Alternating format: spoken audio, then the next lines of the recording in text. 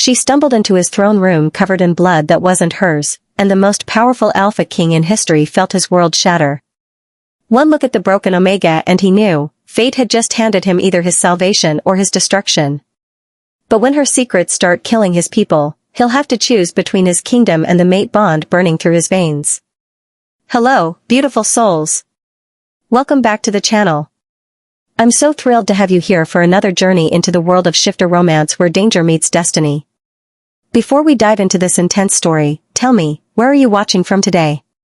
Drop your location in the comments. I love connecting with you all.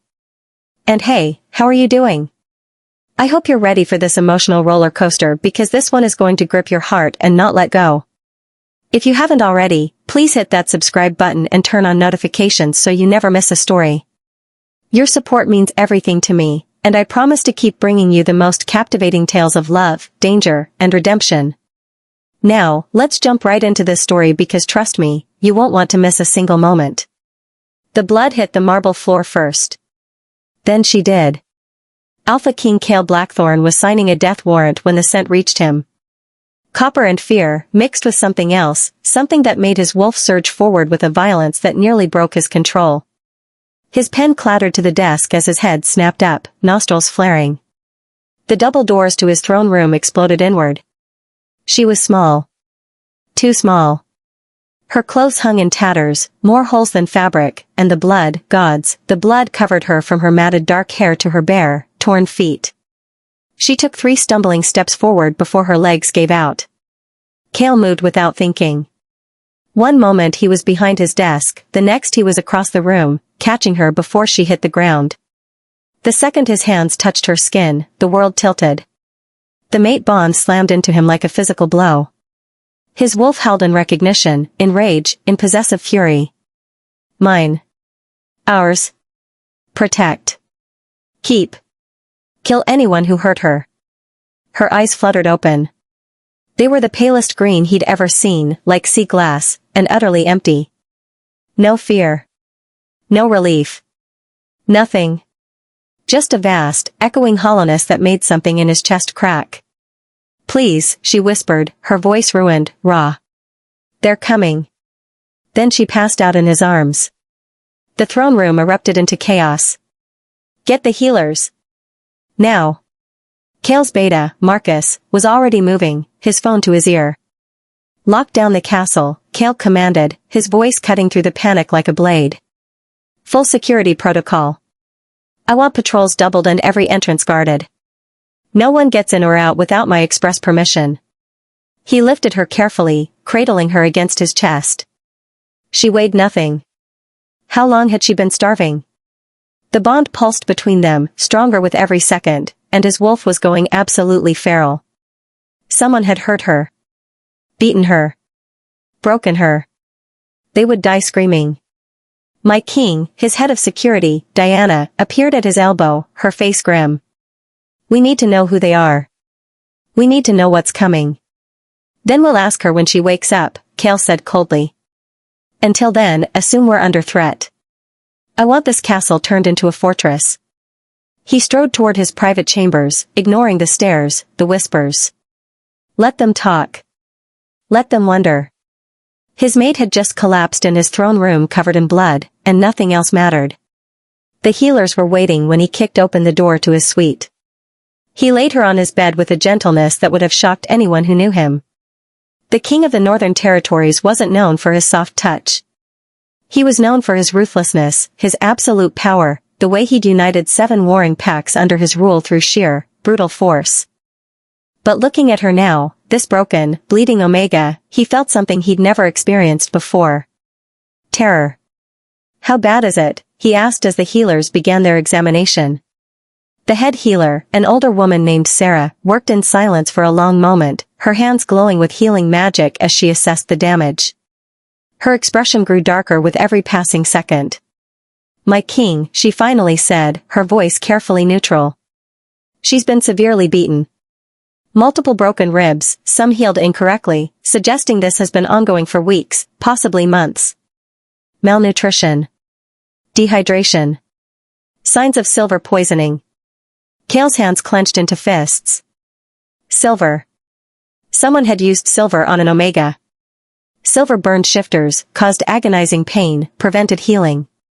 Using it on an Omega, who was naturally weaker, more vulnerable, was beyond cruel.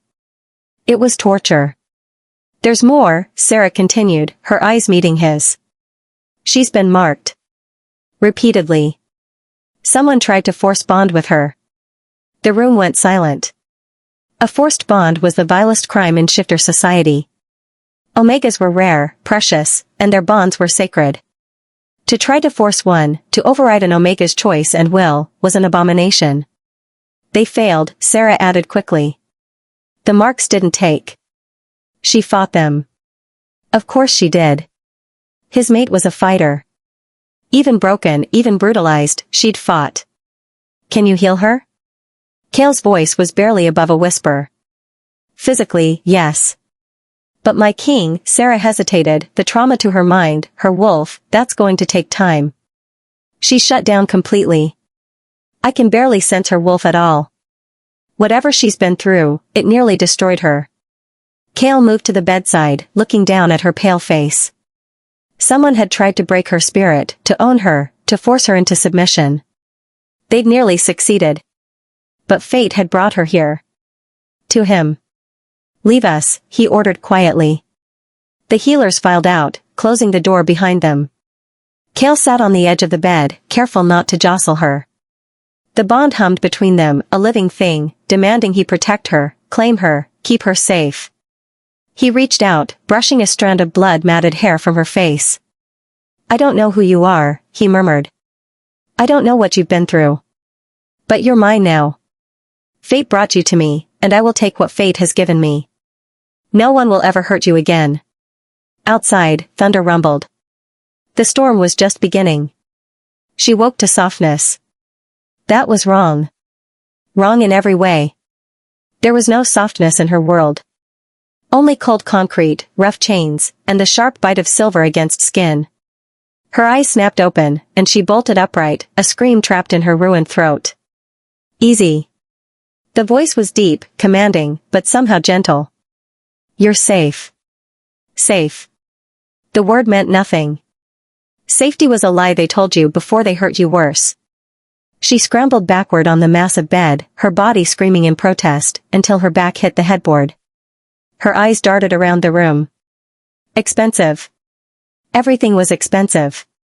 Dark wood furniture, thick carpets, floor-to-ceiling windows showing a sprawling forest below. A prison with a better view. And him. He sat in a chair by the window, watching her with eyes that gleamed gold in the dim light. Alpha. Everything about him screamed power. Broad shoulders, muscled arms crossed over his chest, a face that could have been carved from stone. Dark hair, sharp jaw, and those eyes. Those predator's eyes that saw everything. My name is Cale Blackthorn, he said, not moving, keeping his distance. Smart. I'm the Alpha King of the Northern Territories. You collapsed in my throne room 3 days ago. 3 days. She'd lost 3 days. What's your name? He asked. She couldn't answer. Words felt too dangerous. Names were power, and she'd learned the hard way what happened when you gave powerful men anything they could use against you. All right, he said after a moment. You don't have to tell me. Not yet. He leaned forward slightly, his eyes intense. But I need to know who's coming. You said they're coming. Who are they? The Collective. The name alone made her wolf whimper and retreat deeper into the darkness of her mind. But she couldn't say it. If she said it, they'd know she'd talked. They always knew. Cale studied her silence, and something flickered across his face. Understanding, maybe. Or pity. She hated both. You're my mate, he said quietly. She flinched. No. No, that couldn't be true. Fate wouldn't be that cruel, to give her to another alpha after everything she'd endured. To chain her to someone else who could hurt her, break her, own her. I know you don't believe me. I know you're terrified. But I felt the bond the moment I touched you. He stood slowly, and she pressed harder against the headboard, making herself as small as possible. He stopped immediately. I'm not going to hurt you. I'm not going to force you into anything. The bond is there, but what we do about it is your choice. Lies. It was always lies. They all said the right things at first. A knock at the door made her jump. Cale's jaw tightened, but he called out, "Come in." A woman entered, older, with kind eyes and silver streaked through her dark hair. She carried a tray of food. The smell hit her, made her stomach clench with desperate hunger, but she didn't move. "This is Sarah," Cale said. "She's been healing you while you slept." "Sarah, our guest is awake but not quite ready to talk yet." Sarah set the tray on the bedside table and smiled gently. "That's perfectly all right, dear. Healing takes time, and not just the physical kind." She looked at Cale pointedly. "Perhaps giving her some space would help?" Cale nodded. "I'll be right outside if you need anything." "Anything at all." He moved toward the door, then paused. "There are clothes in the closet. Clean bathroom through that door. The windows don't lock from the outside, only from in here. You're not a prisoner." Then he left. She didn't believe him. But she was so hungry. Sarah busied herself checking the healing wounds, her touch clinical but gentle. "You've healed remarkably well. Your ribs are mended, the silver burns are fading. You're stronger than you think, child." Strong. She almost laughed. She was the weakest thing alive. She'd let them break her, piece by piece, until there was barely anything left. "I know you're scared," Sarah continued softly. "I know you have every reason not to trust anyone, especially not an alpha. But Cale, he's different. I've known him since he was a pup. He's hard, yes. Ruthless when he needs to be. But he's never raised a hand to someone weaker, and he's never forced anyone into anything." She met her eyes. "The mate bond is sacred to him. He'll wait forever if that's what you need." When Sarah finally left, she was alone. Truly alone for the first time in so long. No guards watching. No chains. No silver collar burning into her skin. She lunged for the food, shame and hunger warring as she stuffed bread into her mouth with shaking hands. It was warm. Fresh. Real. She couldn't remember the last time she'd had real food. Tears streamed down her face as she ate, and she hated herself for crying. Crying was weakness. Weakness got you hurt. But the food was so good, and she was so tired of being strong. When the tray was empty, she stumbled to the bathroom. The mirror showed a stranger. Hollow cheeks, bruised eyes, scars mapping a story across her skin that she wished she could forget. Her dark hair was clean now, someone had washed it while she slept, but it hung limp and lifeless. She looked dead. Maybe the parts that mattered were. A drawer held new toothbrushes, still packaged. Soap that smelled like lavender. Soft towels. Things meant for comfort, not survival. She didn't trust it, but she used them anyway because even broken things wanted to be clean. Back in the bedroom, she found the closet. Rows of clothes, all in her size. How did he know? The mate bond, probably. She grabbed the softest sweater, oversized and safe, and a pair of loose pants. Then she did something she hadn't done in months. She went to the window and looked out at the forest.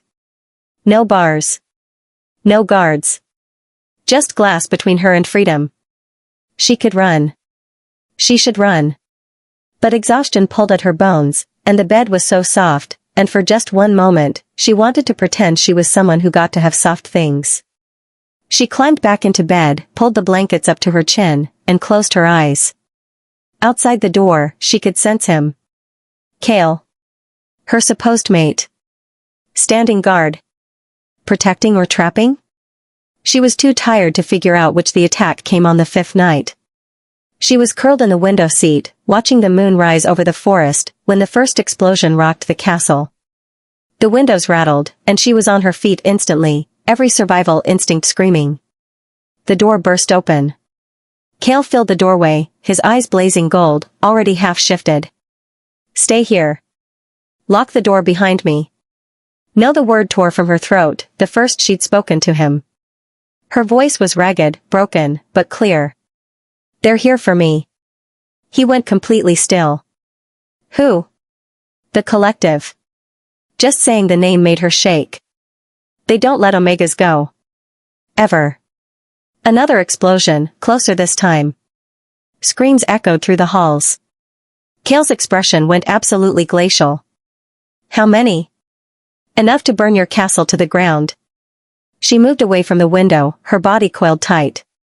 You should give me to them. It's me they want. Your people don't have to die. Like hell. He crossed the room in 3 strides, gripping her shoulders. The mate bond flared hot between them, and she gasped. You're mine. I don't give up what's mine, and I sure as hell don't hand my mate over to monsters. You don't understand, she whispered frantically. The collective, they're not just a pack. They're an organization. Traffickers. They take Omegas, break them, sell them to the highest bidder. They have weapons, resources, alphas who don't care about honor or laws. Good. His smile was terrifying. Neither do I when someone threatens what's mine. He pulled her toward the door, and she stumbled after him, shock overriding fear. Where are we going? Safe room. Then I'm going to show these bastards what happens when you attack the Northern Territories. They ran through corridors filled with smoke and chaos. Pack members rushed past in combat gear, heading toward the fighting. A young wolf, barely 20, nodded at Kale as they passed. East Wing is secure, my king. They're concentrating on the south entrance. Seal it, Kale ordered. Trap them inside and burn them out. He pulled her down a narrow staircase, through a hidden door, into a reinforced room lined with weapons and communication equipment. Marcus was already there, coordinating defense on multiple screens. Casualties? Kale demanded. 3 injured, none critical. They're using silver bullets and gas grenades. Military grade. Marcus's eyes flicked to her, assessment and suspicion warring in his gaze. They came prepared for a specific target. How many are we dealing with? At least 40 combatants. Maybe more. Marcus pulled up thermal imaging. They're well trained. This isn't some rogue pack, Kale. This is organized. The collective doesn't send small teams, she said quietly. Both men turned to look at her. If there are 40 here, there are more waiting. They want to overwhelm you, make you think it's over, then strike when your guard is down. Who are you? Marcus asked, not unkindly. Really? She swallowed hard. Names were power, but these men were fighting for her whether she wanted them to or not. They deserved to know why. Ember, she whispered. My name is Ember Ashford. I was taken by the collective 8 months ago. They wanted to sell me to a European alpha who collects Omegas like trophies. Her voice shook. I escaped 3 weeks ago. I've been running ever since. Kale's hand found hers, squeezed gently. The touch sent warmth through the bond, steadying her. The alpha who wanted to buy me, she continued, his name is Victor Constantine. He's powerful, connected, and he doesn't accept losing. The collective won't stop coming because they're terrified of disappointing him. Then we make them more terrified of me, Kale said flatly. He turned to Marcus. Send word to our allied packs. I want reinforcements here within the hour. And get me everything we have on Victor Constantine and the collective. Kale, Marcus said carefully, starting a war with an international organization over an Omega you just met. She's my mate. Kale's voice dropped to a dangerous growl. I'd start a war with the gods themselves for her. The collective is nothing. Marcus studied him for a long moment, then nodded. I'll make the calls. Another explosion, this one close enough to shake dust from the ceiling. Kale's jaw clenched. I need to get out there. My pack needs me. No, Ember grabbed his arm without thinking. The moment she touched him, the bond sang, and she saw something flash in his eyes. Heat. Possession. Want. If you go out there, they'll target you. Kill the king, and the pack falls into chaos. That's what they're counting on. She's right, Marcus said reluctantly. Your death would serve their purpose. Kale looked torn between duty and strategy. Finally, he turned to Ember, his expression intense. Can you fight? She almost laughed. I'm an Omega. We're not built for combat. That's not what I asked. He moved to the weapons wall, selected a silver dagger. Can you fight? She thought of the guard whose throat she'd torn out with her bare hands the night she escaped. The collective enforcer she'd blinded with a broken bottle. All the little ways she'd learned to survive when survival seemed impossible. Yes, she said. I can fight. He handed her the dagger, and something like pride flickered across his face. Good. Because I have a feeling we're going to need every fighter we have before this night is over. The lights went out. Emergency red lighting kicked in, bathing everything in blood-colored shadows. Marcus cursed, typing frantically. They've cut main power. Backup generators are holding, but... The door exploded inward. 5 collective soldiers poured through, weapons raised, and Ember's worst nightmare stepped in behind them. Silas. The collective's lead hunter. The one who'd personally overseen her torture. His eyes locked on hers, and he smiled. Hello, little Omega. Time to come home. Kale moved like lightning. One moment he was beside her, the next he'd shifted partially, his claws tearing through the first soldier's throat before the man could pull the trigger. Blood sprayed across the red-lit room as Kale became death itself, all fangs and fury and absolutely no mercy. Marcus shifted fully, his massive gray wolf launching at 2 more soldiers. The confined space became a battleground, savage and brutal. Ember pressed herself against the wall, gripping the silver dagger so hard her knuckles went white. Silas watched the chaos with cold amusement, making no move to help his men. His eyes never left her. You've caused us a lot of trouble, Ember, Silas said conversationally, as if people weren't dying around them. Victor is very disappointed. He paid a fortune for you. I'm not for sale, she spat. Everything is for sale, little Omega. You just haven't accepted your place yet. He tilted his head. But this Alpha King of yours, he's quite impressive. Victor might pay even more to break him. Maybe we'll take you both. Kale finished the last soldier with a sickening crunch and turned to face Silas, blood dripping from his claws. You can try. Silas laughed. Oh, I like you. But you're outnumbered and outgunned, Your Majesty. My team controls half your castle. Your people are dying. Surrender the Omega, and I'll call off the attack. Everyone else lives. Counter offer, Kale said, his voice deadly calm. Leave now, and I'll let you keep your head. No deal. Silas pulled a remote from his pocket. You see, we planted charges throughout your precious castle. Nursery wing. Hospital. Servants' quarters. All the soft targets where your weakest pack members are sheltering. He smiled. Give me the Omega in the next 60 seconds, or I start detonating. Ember's blood turned to ice. Children. He was threatening children. You're bluffing, Marcus growled. Am I? Silas pressed a button. A distant explosion shook the room. Screams echoed through the emergency channels. A frantic voice crackled over the radio, East Wing Nursery hit. We need medical, now. That was a warning shot, Silas said pleasantly. Next one will be worse. 45 seconds, Your Majesty. Choose. Ember saw Kale's face, saw the terrible calculation happening behind his eyes. He was an Alpha King.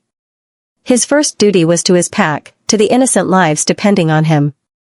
She was one person. One broken Omega he barely knew. The choice was obvious. I'll go, she said quietly.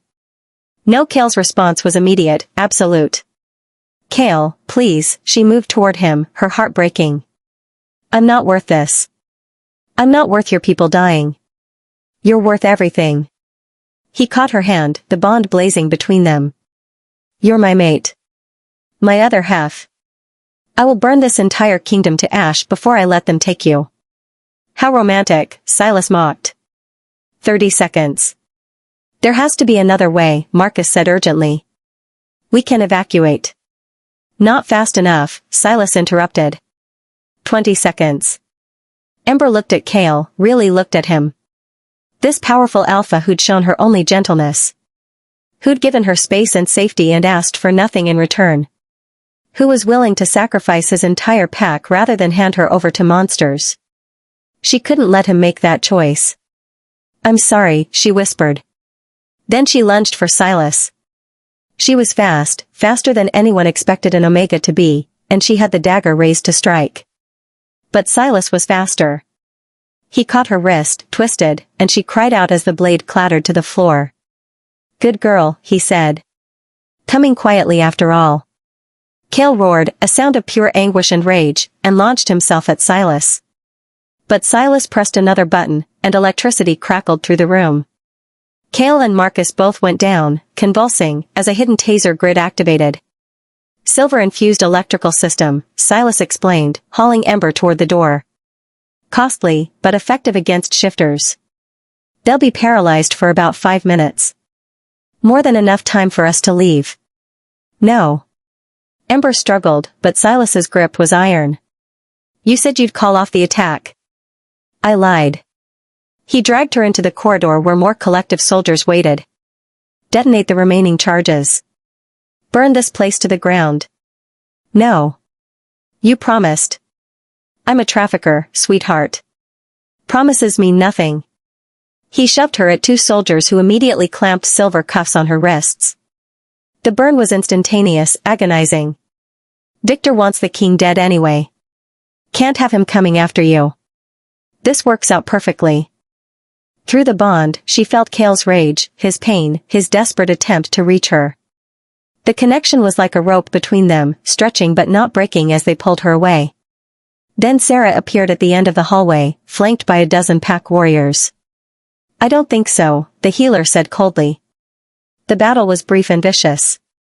Sarah moved with surprising speed, her healing magic weaponized, literally boiling the blood of the soldier closest to her. The pack warriors tore through collective soldiers with practiced efficiency. But in the chaos, Silas grabbed Ember and ran. He dragged her through smoke-filled corridors, past bodies and rubble, toward an exit. She fought every step, the silver cuffs burning deeper, but he was too strong. They burst out into the night air. A helicopter waited in the courtyard, rotors already spinning. "No." Ember screamed, digging her heels in. "Please, no." Silas lifted her bodily and threw her toward the helicopter.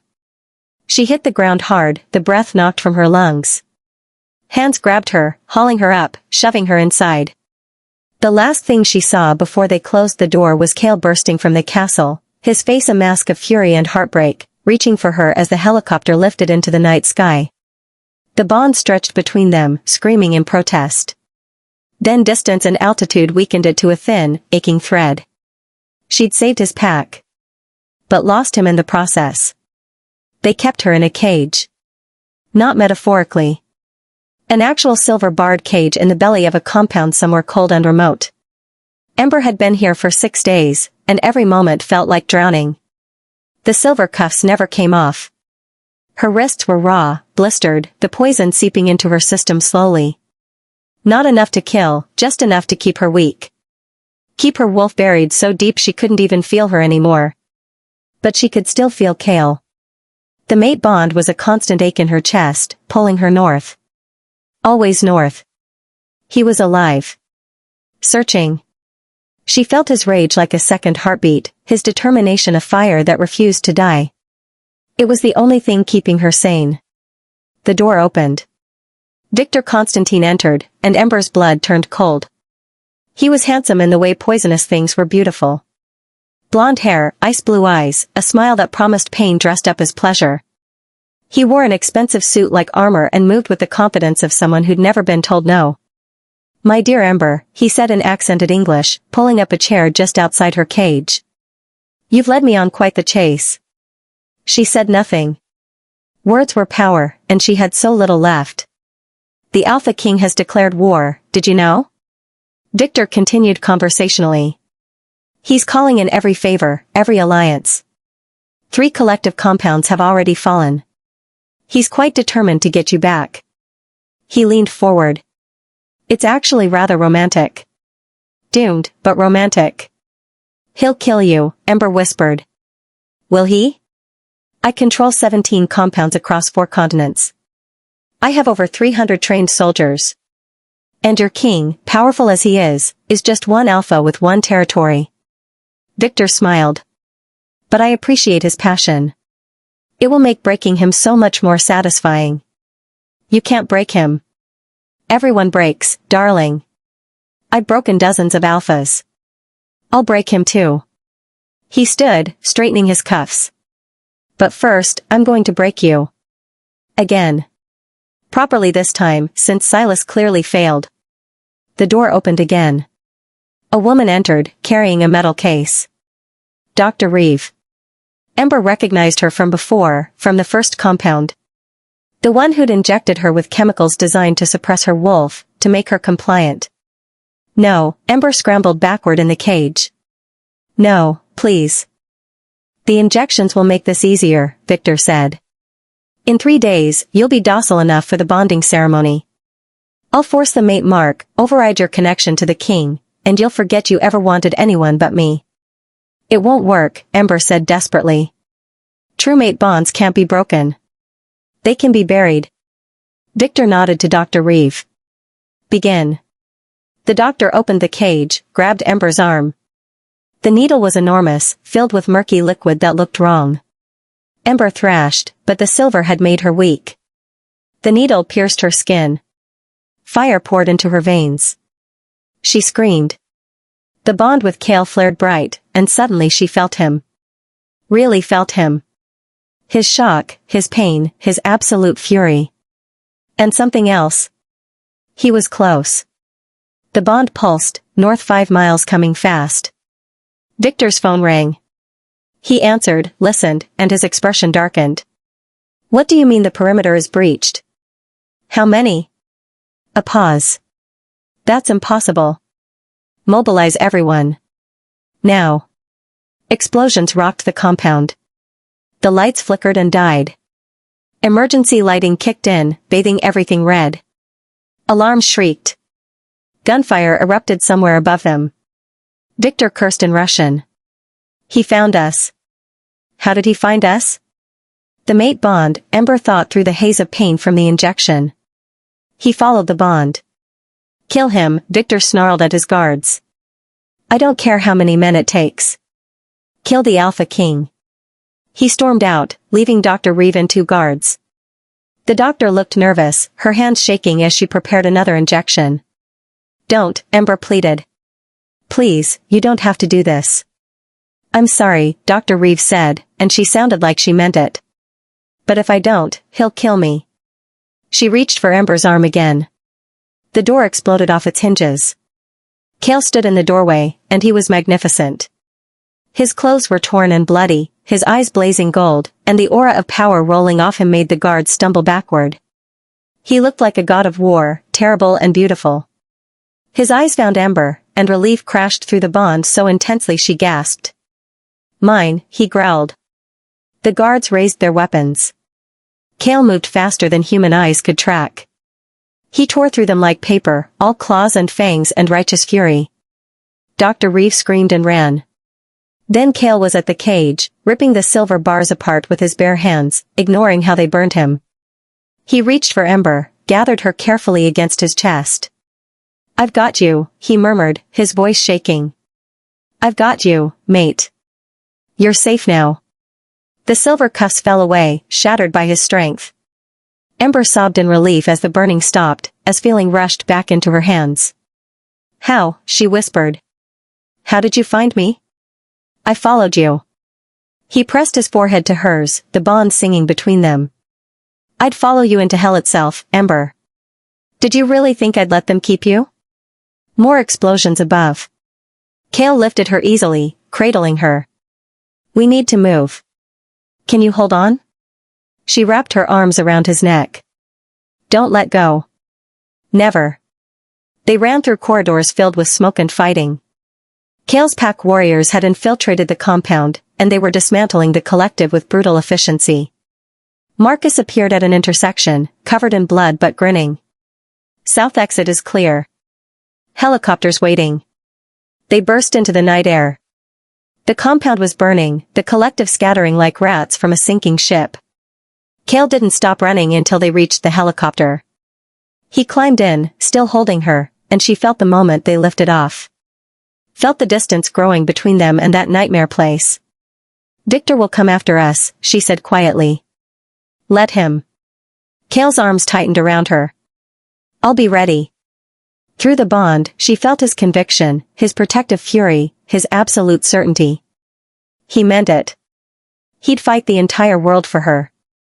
And maybe, just maybe, she was starting to believe she was worth fighting for. They made it back to the Northern Territories at dawn.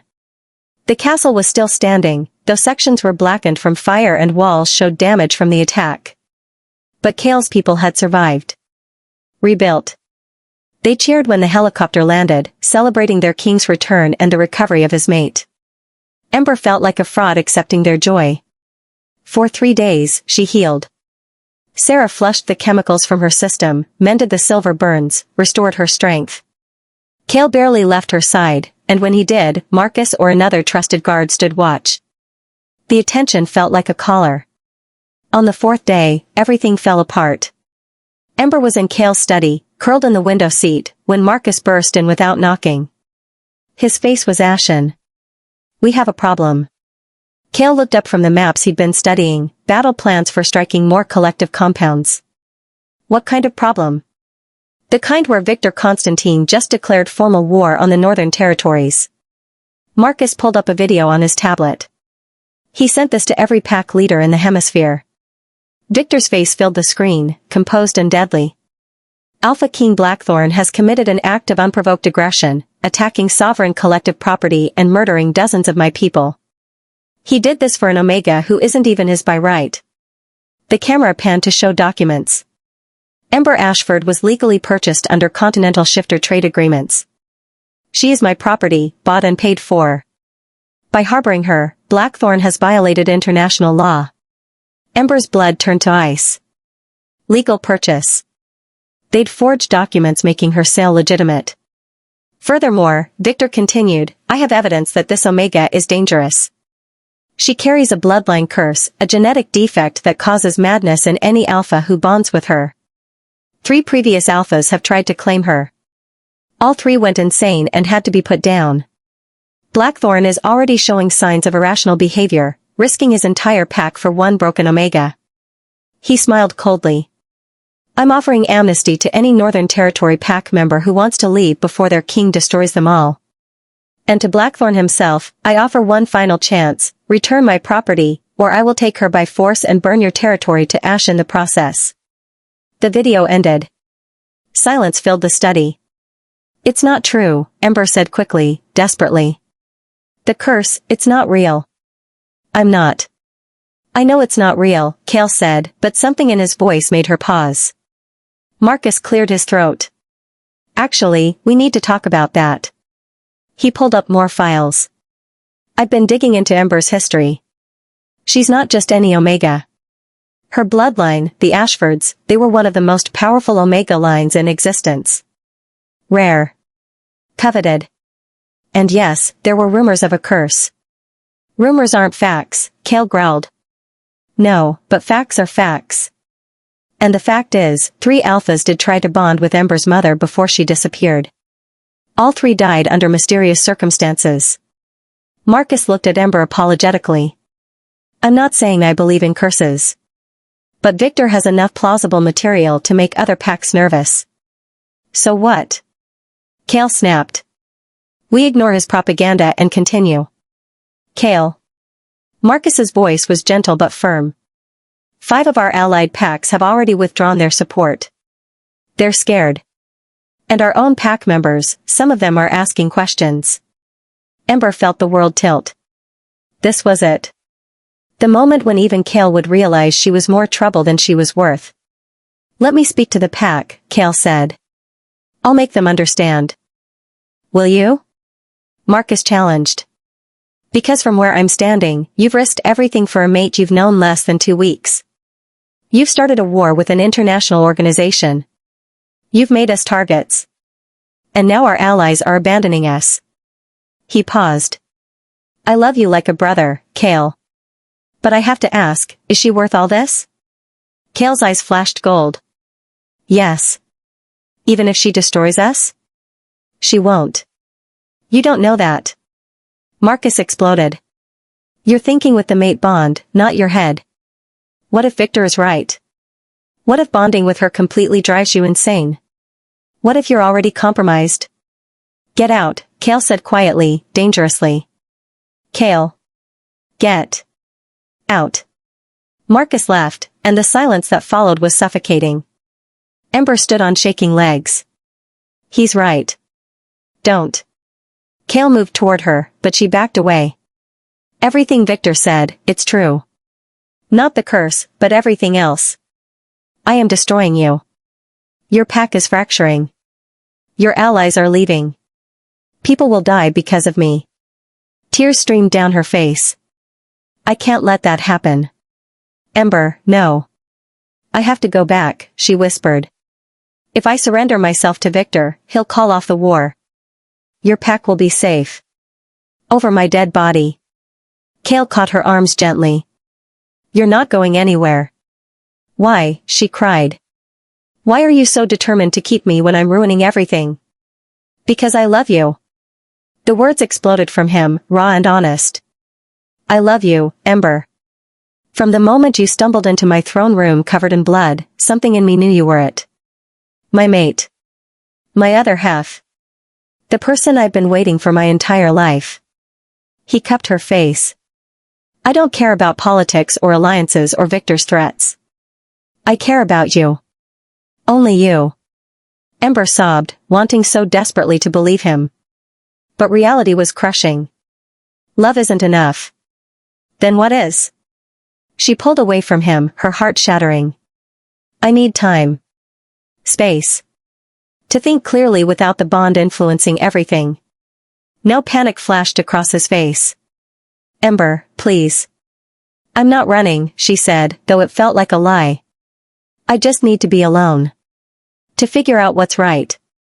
She walked out before he could stop her, ignoring how the bond screamed in protest. She made it to the room Sarah had prepared for her, the one she'd never used because she'd been staying in Cale's chambers. The one with a window that opened to the forest below. Ember looked at the trees, the freedom they represented, and made a choice she prayed she wouldn't regret. She couldn't let Cale destroy himself for her. Even if leaving destroyed them both. Ember made it 3 miles into the forest before she collapsed. The mate bond was agony. Every step away from Cale felt like tearing her own heart out, and her wolf, finally emerging after weeks of suppression, was howling in distress. She pressed her hand against a tree, gasping for air, fighting the urge to turn back. She couldn't go back. Cale would die for her. His pack would burn. Everything he'd built would crumble because of her. Better she suffer alone than watch him destroy himself. Running away is a coward's choice. Ember spun. Sarah stood 20 feet away, her arms crossed, disappointment clear on her face. How did you find me? I'm a healer. I can track life forces. Sarah moved closer. And before you ask, no, I didn't tell Cale. He's currently tearing apart his study in rage and grief.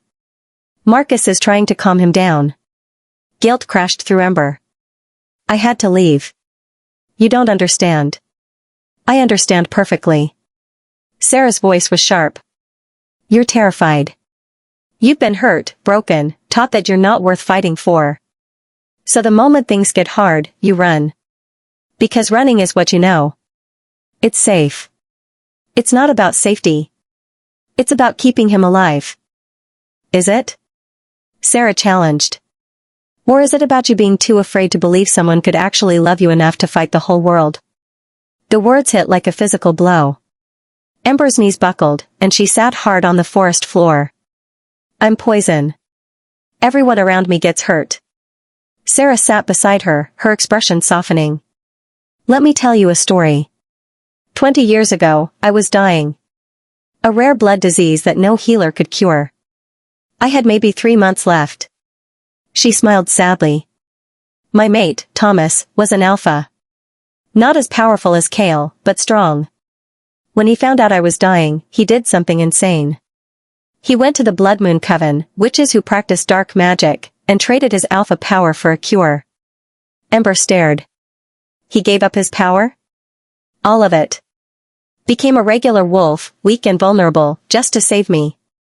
His pack was furious. They said I wasn't worth it, that he'd doomed them by becoming weak. Half of them left. Sarah's eyes were bright with tears. But Thomas smiled and said I was worth more than any power. And you know what? He was right. We had 15 beautiful years before he died of old age, which regular wolves do much faster than alphas. 15 years I wouldn't have had if he'd chosen power over love. That's different. It's exactly the same. Love requires sacrifice, Ember. Cale knows what he's risking. He's choosing you anyway. And you're spitting on that choice by deciding you know better than he does. But Victor. Victor is a monster who will keep hunting you whether you surrender or not. Men like him don't keep promises. You go back to him and you die. Maybe not right away, but eventually. Sarah gripped her shoulder. Is that what you want? To die in a cage while Cale spends the rest of his life knowing he failed to protect his mate? No, Ember whispered. But I don't know how to let him fight for me. I don't know how to be worth it. You don't have to be worth it. You already are. That's what mate bonds mean. You're his other half, Ember. Without you, he's incomplete. You leaving doesn't save him. It destroys him. Through the bond, Ember felt Cale's anguish, his desperation. He was searching for her, the connection between them like a compass pointing him toward her location. He'd find her soon. And then what? I'm so tired of being afraid, Ember admitted quietly. Then stop. Sarah stood, offering her hand. Stop running. Stop deciding you're not worth fighting for. Stand beside your mate and fight with him instead of leaving him to fight alone. Ember looked at the offered hand. At the choice it represented. She could keep running, spend her life looking over her shoulder, alone and afraid. Or she could go back. Trust Cale. Trust herself. Trust that maybe, just maybe, love was stronger than fear. She took Sarah's hand. The moment she decided to return, the bond blazed like sunlight. She felt Cale's shock, his overwhelming relief, his desperate hope. He was close now, maybe a mile away, running toward her. They met in a clearing. Cale burst through the trees, wild-eyed and frantic, and stopped dead when he saw her. For a long moment, they just stared at each other. I'm sorry, Ember said, her voice breaking. I'm so sorry. I was afraid and stupid, Anne. He crossed the distance in 3 strides and pulled her into his arms, holding her so tightly she could barely breathe. The bond sang between them, relief and love and desperate need all tangled together. Don't ever do that again, he said roughly against her hair. Don't ever leave me like that. I won't. I promise. She pulled back to look at him. But Cale, Victor is right about one thing. I am dangerous to you. Not because of some curse, but because loving me puts a target on your back. I don't care. I know. But I do. She took a shaky breath. So I'm not going to run anymore. I'm going to stay and fight. With you. But I need you to teach me how. Something fierce and proud blazed in his eyes. You want to fight? Victor thinks I'm weak. Breakable. He thinks I'm something to be owned and traded. Her wolf surged forward, angry and ready. I want to show him exactly how wrong he is. I want to destroy the collective. End them so no other Omega suffers what I did. Cale smiled, and it was beautiful and terrifying. Then we go to war. Together. Together, she agreed. He kissed her then, deep and claiming, and the mate bond solidified into something unbreakable. She kissed him back, pouring everything into it, her fear, her hope, her love, her determination. When they finally broke apart, Sarah was smiling. Good, the healer said. Now let's go home and plan how to burn Victor's empire to the ground. As they walked back toward the castle, Ember's hand in Cale's, she felt something she hadn't felt in months. Hope. The war room was packed with alphas from 7 territories. Cale had called in every favor, every alliance, every bond of loyalty he'd built over the years. And they'd come. Not all of them, but enough. Enough to make Victor Constantine realize he'd made a fatal mistake. You don't threaten an alpha king's mate and live. Ember stood beside Kale at the head of the table, and for the first time in her life, she didn't shrink from the stares. Let them look. Let them judge. She was done being ashamed of her survival. The collective has 17 active compounds, Marcus said, pointing to the map projected on the wall. We've already hit 3. That leaves 14. Our intelligence suggests Victor is consolidating forces at his main headquarters in the Carpathian Mountains. Then that's where we strike, said Alpha Chen of the Eastern Ridge Pack. Cut off the head, the body dies. It's not that simple, Ember spoke up, and the room went quiet. Victor isn't just a trafficker. He's a businessman.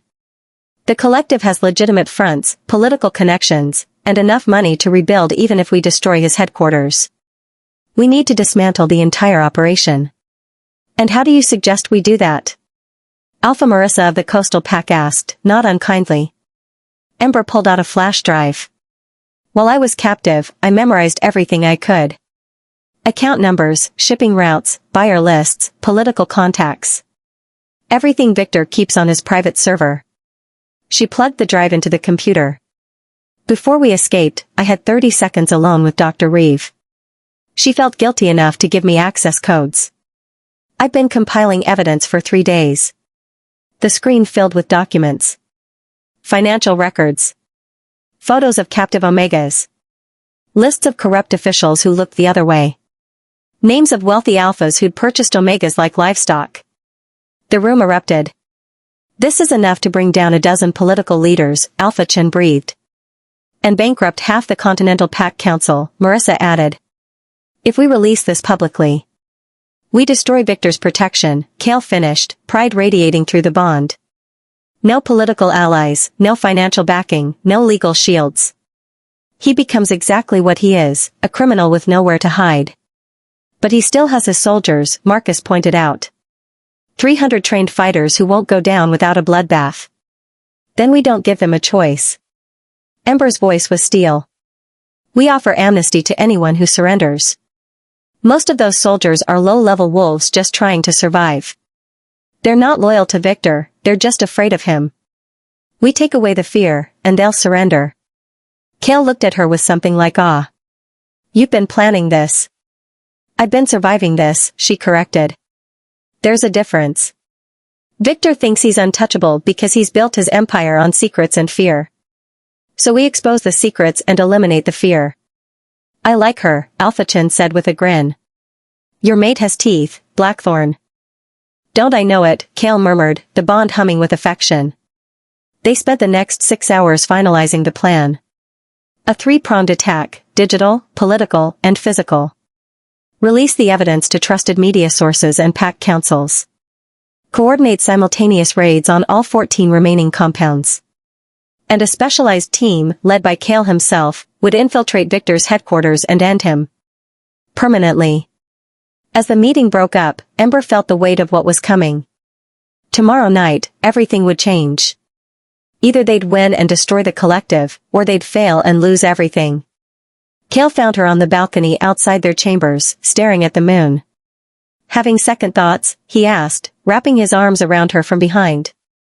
Terrified thoughts, she admitted. What if we fail? What if you get hurt because of me? Then we fail together. And if I get hurt, you'll be there to catch me. He turned her to face him. Ember, I need to tell you something. About the mate bond. Her heart stuttered. What about it? It's not complete yet. We've acknowledged it, accepted it, but we haven't sealed it. His eyes searched hers. To fully bond, to make it permanent and unbreakable, we'd need to complete the mating ceremony. Exchange marks. Let our wolves merge. And you're telling me this now because? Because if something happens tomorrow, if I don't make it back, I need you to know that you're free. Without the complete bond, you can move on eventually. Find happiness. Live. His voice roughened. I don't want you trapped by a half-finished bond to a dead mate. Stop. She pressed her fingers to his lips. You're not going to die. And I don't want to be free. She took a shaking breath. I want the bond. All of it. Complete and permanent and unbreakable. I want to be yours, Kale. Fully. Forever. His eyes blazed gold. You're sure? I've never been more sure of anything. He kissed her, deep and claiming, and she felt the bond flare hot between them. He lifted her, carried her inside to their bed, and what followed was both tender and fierce. A claiming. A promise. A completion. When his fangs sank into her neck, marking her as his, the bond exploded into brilliant, perfect wholeness. She marked him in return, and their wolves merged, two halves finally made complete. Afterward, wrapped in his arms, Ember felt invincible. Whatever happens tomorrow, she whispered, we face it together. Together, he agreed, pressing a kiss to her new mark. The next evening, they moved. The evidence hit the internet like a bomb. Within hours, the shifter world was in chaos. Pack councils called emergency sessions. Political leaders resigned. News outlets ran exposes. Victor's carefully constructed empire began to crumble. And as the sun set, 7 strike teams hit 14 collective compounds simultaneously. Kale, Ember, Marcus, and 50 elite warriors infiltrated Victor's headquarters through underground tunnels Dr. Reeve had mapped for them. The compound was heavily guarded, but chaos was their ally. With Victor's political protection gone and his soldiers receiving amnesty offers through hacked communication channels, resistance was lighter than expected. They fought their way to Victor's inner sanctum, leaving incapacitated guards in their wake. Ember moved with a grace and ferocity that surprised even her wolf finally free and furious. Victor waited in his office, calm as ever, as if his world wasn't burning down around him. Impressive, he said, applauding slowly. I underestimated you, little Omega. You underestimated what people will do for freedom, Ember replied coldly. Freedom is an illusion.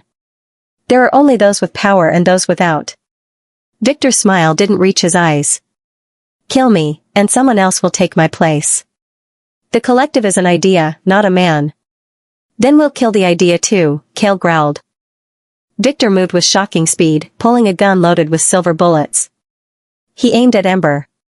Kale was faster. He took the bullet meant for her, the silver tearing through his shoulder. Ember screamed, but Kale didn't stop. He crossed the distance and caught Victor's throat, lifting him off the ground. You threatened my mate, Kale said, his voice death itself. There is no greater sin. Victor clawed at Kale's hand, choking. Kill me, and you prove I was right. You're just another monster. No, Ember said, stepping forward. He's not a monster. He's my mate. And justice isn't the same as vengeance. She looked at Marcus. Call the Pack Council. Let them try him publicly. Let every Omega he's hurt testify. Let his crimes be known by everyone. Death is too quick. Let him live knowing his legacy is ash. Kale met her eyes, and slowly, he lowered Victor to the ground, though he didn't release him. You heard my mate, Kale said. You get to live. But you'll wish you hadn't. 3 months later, Ember stood in the garden where it had all begun. The castle had been fully restored, every scar from the attack erased. But some scars, she'd learned, were meant to be kept. They were proof of survival. Evidence of strength. You're thinking too loud, Kale said, wrapping his arms around her from behind. The mate bond hummed contentedly between them, warm and complete. Just remembering, she said softly. The person I was when I stumbled through those doors. Broken. Terrified. Convinced I wasn't worth saving. And now? She turned in his arms, smiling. Now I know better. The trial had lasted 6 weeks. Victor Constantine had been sentenced to life imprisonment in a specially designed facility where his wealth and connections meant nothing. 43 other collective members faced similar sentences. The organization was finished, its compound shut down, its victims freed. 117 Omegas had been rescued. 117 lives saved. Ember had testified. Standing before the Pack Council, she'd told her story without shame, her voice steady and strong. And when other survivors had struggled to speak, she'd held their hands and given them courage. She wasn't just a survivor anymore. She was a voice for those who'd been silenced. The new sanctuary is almost complete, Kale said, brushing a strand of hair from her face.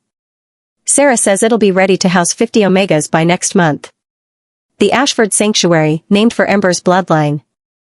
A safe haven for rescued Omegas, a place to heal and rebuild. Ember's idea, funded by seized collective assets and supported by allied packs across 3 continents. I got a call from Alpha Chen this morning, Ember said. He's sending 3 healers to staff the medical wing. And Alpha Marissa is donating enough supplies to stock it for a year. Kale smiled. They love you. The whole pack loves you. It was true. The Northern Territory pack had embraced her completely. The initial fear and uncertainty had vanished when they'd seen what she'd accomplished. She wasn't a liability. She was their Luna, strong and compassionate and fierce when she needed to be. I love them too, Ember admitted. I never thought I'd have a family again. A home. And now I have hundreds of both. Speaking of family, Kale said, his voice careful, Sarah mentioned something interesting during your last checkup. Ember's heart skipped. Did she?